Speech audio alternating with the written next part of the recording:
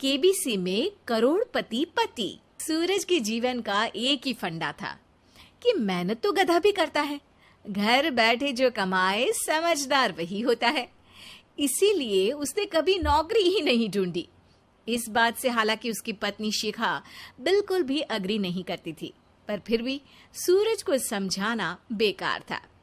TV में कैसे बनोगे करोड़पति का ऐड देखकर उसे लगा कि बस अब तो घर बैठे ही वो करोड़पति बन सकता है, और उसके पीछे उसने अपने सारे सोर्सेस एक्टिव कर दिए। 2 हफ्ते में उसके कलीग के साले के पड़ोसी के बेटे का सोर्स निकलता है जो कि उसे शो में पहुंचा सकता है, और सूरज उससे मिलने चला जाता है।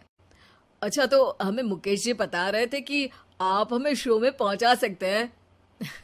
हाँ, उसमें कोई तकलीफ नहीं है। मैं कल अगर कोशिश करूं तो इसी महीने में आपका नंबर आ जाएगा। अरे ये तो बहुत बढ़िया हो गया। अच्छा, वो सिलेबस और क्वेश्चन पेपर का कोई जुगाड़ है क्या? उसका तो कोई जुगाड़ नहीं है। तो वो वाकई में कुछ भी पूछ सकते हैं? हाँ, वो तो बच्चन जी पर है, जो पढ़ते हैं वो पूछ लेते हैं। पहली कोशिश फेल होने पर अब सूरज के सामने एक बहुत बड़ा सवाल था कि आखिर जवाब कहाँ से लाए। तब शिखा ने एक सजेशन दिया, क्यों ना सूरज अपने चचेरे भाई सुमित से मदद मांगे, जो कि यूपीएससी की तैयारी कर रहा था। हालांकि इतनी मेहनत करना सूरज को समझ में नहीं आता था, पर कोई और रास्ता ना मिलने पर वो आखिर सुमित से बात करता है।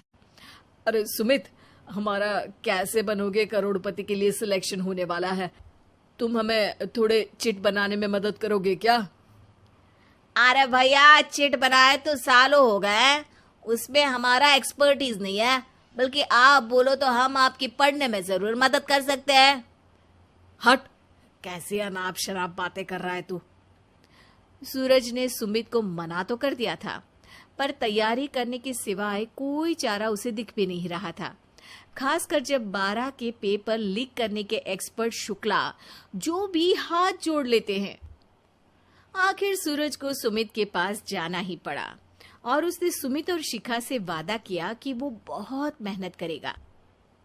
1 महीने की तैयारी के बाद फाइनल हुआ कि शो से 1 हफ्ते पहले एक ट्रायल खेला जाएगा, जहां पर सारे रिश्तेदार ऑडियंस की जगह पर होंगे और शिखा सवाल पूछेगी। दूर दराज से भी रिश्तेदार आकर हाजिर हो गए देखने कि आखिर कैसे बनेगा सुमित करोड़पति। सब कुछ सेट था, और इतने में सूरज आकर अपना स्पीच देता है।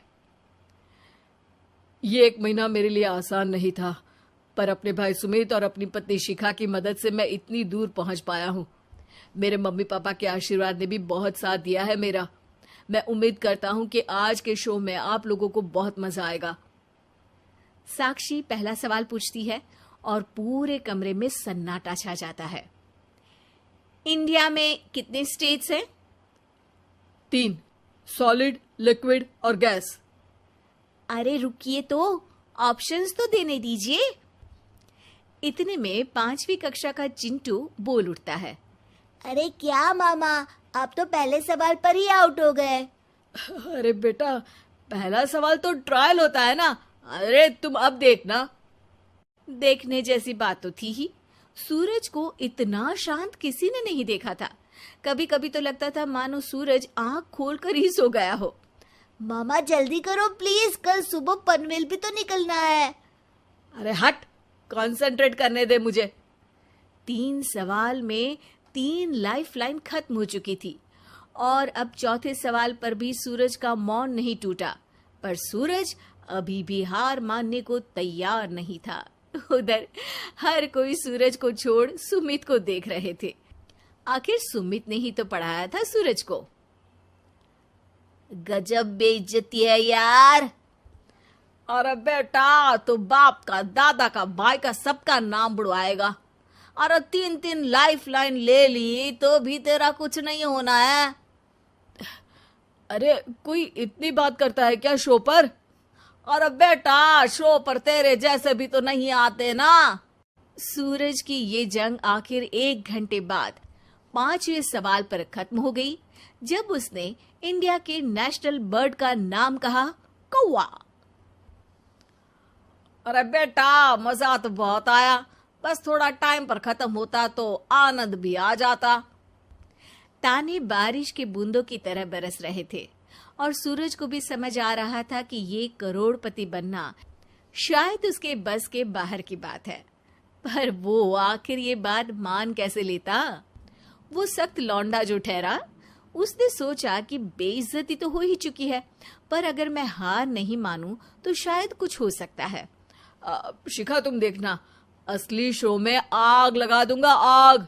करोड़पति बनूंगा मैं। हाँ, सब्जियां खत्म हो गई है घर पे, ले आओ। पहले पति बन जाओ, फिर करोड़पति बनना। अरे गजब बेइज्जती है यार। बेटा, अभी तो घर पर ही हुई है, 1 हफ्ते में तो तुम देश के सामने करवा कर आओगे। वैसे जब टीवी पर जाओ ना तो बस अपने मम्मी का ही नाम लेना, ठीक है? कोई पूछे तो बोलना कि पापा नहीं है मेरे।